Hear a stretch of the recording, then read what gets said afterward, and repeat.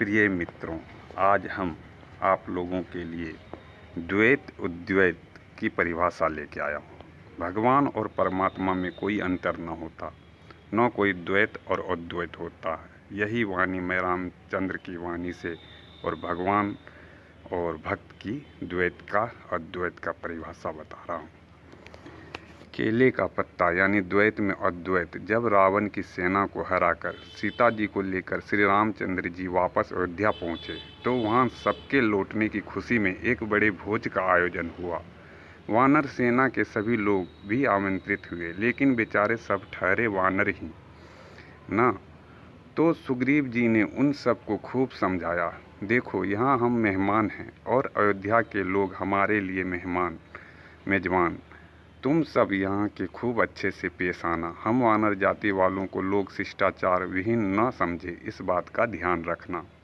वानर भी अपनी जाति का मान रखने के लिए तत्पर थे, किंतु एक वानर आगे आया और हाथ जोड़कर सुग्रीव जी से कहने लगा, प्रभु हम प्रयास तो करेंगे कि अपना आचार अच्छा रखें, किंतु हम ठहरे वानर, कहाँ भूल चूक भी हो सकता है। तो अयोध्यावासी के आगे हमारी अच्छी छवि रहे, इसके लिए मैं प्रार्थना करता हूँ कि आप किसी को हमारा अगुवा बना दें, जो न सिर्फ हमें मार्गदर्शन देता रहे बल्कि हमारे बैठने आदि का प्रबंध भी सुचारू रूप से चलाए, कि कहीं इसी चीज़ के लिए वानर आपस में लड़ने भिड़ने लगे तो हमारी छवि धूमिल हो जाएगी। अब वानरों में से सबसे ज्ञानी व श्री राम के सर्वप्रिय हनुमान ही माने जाते थे, पर यह जिम्मेवारी भी थी उन पर ही आई।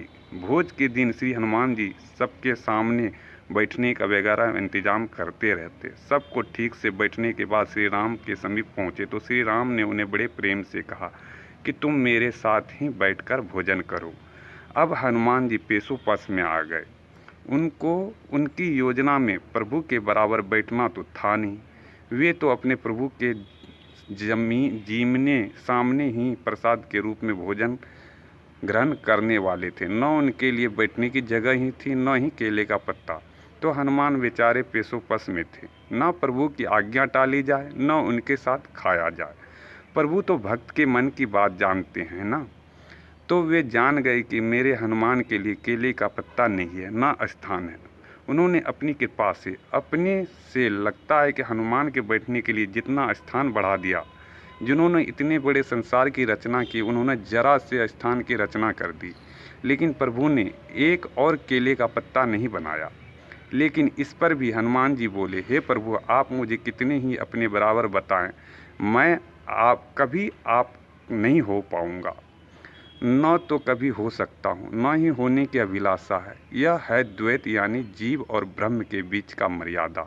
मैं सदा सर्वदा से आपका सेवक हूँ और रहूँगा। आपके चरणों में मेरा स्थान था और रहेगा। मैं तो आपकी थाल में से ही खा नहीं सकता। जब हनुमान जी ने प्रभु जी के साथ भोजन करने से इनकार कर दिया, तब श्री राम ने अपने सीधे हाथ की मध्यमा उंगली से केले के पत्ते के मध्य में एक रेखा खींच दी, जिससे वह पत्ता एक भी रहा और दो भी हो गया। एक भाग में प्रभु ने भोजन किया और दूसरे अर्ध में हनुमान को कराया।